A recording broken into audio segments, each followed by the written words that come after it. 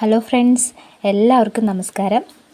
ഇന്ന് ഞാൻ വന്നിരിക്കുന്നത് വളരെ എളുപ്പത്തിൽ നല്ല നാടൻ രുചിയോടുകൂടി ഉണ്ടാക്കാൻ പറ്റുന്ന നല്ല സ്വാദിഷ്ടമായ ഒരു ചക്കക്കുരു ആയിട്ടാണ്. ചക്കക്കുരു മാങ്ങയാണ് കേട്ടോ ഒന്ന് ഉണ്ടാക്കുന്നത്. കുറച്ച് ചക്കക്കുരു എടുത്ത് തൊലി കളഞ്ഞ് അരിഞ്ഞ് വൃത്തിയാക്കി കഴുകി വെച്ചിട്ടുണ്ട് കേട്ടോ. അതൊരു ചട്ടിയിലിട്ട് നമ്മൾ വേവിക്കാൻ വെച്ചേക്കുവാണ്. വിറകടുപ്പിലാണ് കേട്ടോ വേവിക്കുന്നത്. അതിന് വേണ്ടിയിട്ട് ആവശ്യമായ സാധനങ്ങളൊക്കെ എടുത്ത് നമ്മൾ പച്ചക്കാന്താരി അരച്ചാണ് നമ്മളിന്ന് ചക്കക്കുരു മാങ്ങയും കറി വെക്കുന്നത്. കുറച്ച് കാന്താരിയും പിന്നെ 2 ഇതള വെളുത്തുള്ളി, പിന്നെ വേണമെങ്കിൽ ഒരു തരി ജീരകം ചേർക്കാം കേട്ടോ. പിന്നെ കുറച്ച് തേങ്ങയുടെ ചിരുകി വെച്ചതും കൂടെ കൂടിയിട്ട് നമുക്കതെടുത്ത് അരച്ചെടുക്കാം കേട്ടോ. പച്ചക്കാന്താരി അരച്ച് ചക്കക്കുരു വെച്ച് നല്ല ടേസ്റ്റ് ആയിരിക്കും കേട്ടോ. ഈ ചക്കക്കുരു മാങ്ങയും കറി ചോറിൻ്റെ കൂടെ കഴിക്കാൻ നല്ലതാണ് കേട്ടോ. അതെനിക്ക് ഭയങ്കര ഇഷ്ടമാണ് അങ്ങനെ കഴിക്കുന്നത്. പക്ഷേ എനിക്ക് ഈ ചക്കക്കുരു തൊലി കളയുന്നത് ഇഷ്ടമല്ല കേട്ടോ.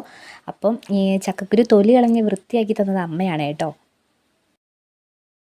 അങ്ങനെ നമ്മൾ മുളകെല്ലാം പൊളിച്ചെടുത്ത് വെളുത്തുള്ളിയെല്ലാം തൊലി കളഞ്ഞ് നമ്മളൊരു മിക്സിയുടെ ജാറിലേക്ക് അതെല്ലാം എടുത്തിടുവാണ് കേട്ടോ. കുറച്ച് തേങ്ങയുടെയും കൂടിയിട്ട് അതിൻ്റെ കൂടെ ഒരല്പം ജീരകം കൂടെയും കൂടിയിട്ട് നമ്മളത് അരച്ചെടുക്കുകയാണ് കേട്ടോ.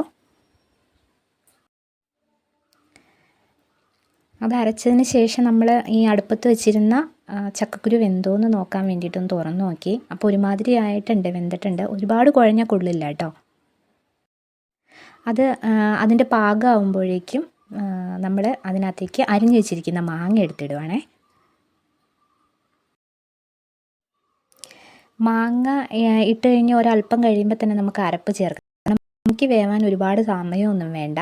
അതുകൊണ്ട് മാങ്ങ വേഗം വേകും കേട്ടോ. അപ്പോൾ അതിൻ്റെ കൂടെ തന്നെ നമ്മൾ അരപ്പും കൂടി ഒന്ന് ഒഴിച്ച് കൊടുത്തേക്കാം കേട്ടോ.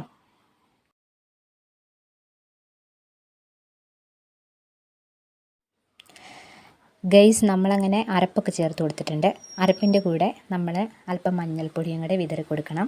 പിന്നീട് നമ്മൾ ചക്കക്കുരുവിന് ആവശ്യമായിട്ടുള്ള ഉപ്പ് ചേർത്ത് കൊടുക്കുകയാണേ. അങ്ങനെ ഉപ്പും ചേർത്ത് കൊടുത്തിട്ടുണ്ട്. ഇനി അത് നന്നായിട്ടൊന്ന് തിളക്കട്ടെ കേട്ടോ.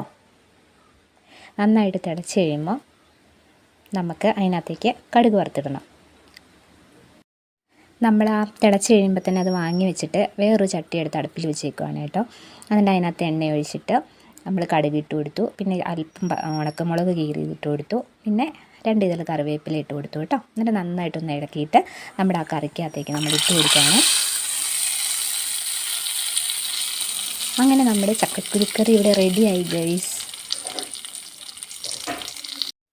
നല്ല മണമൊക്കെ വരുന്നുണ്ട് കേട്ടോ.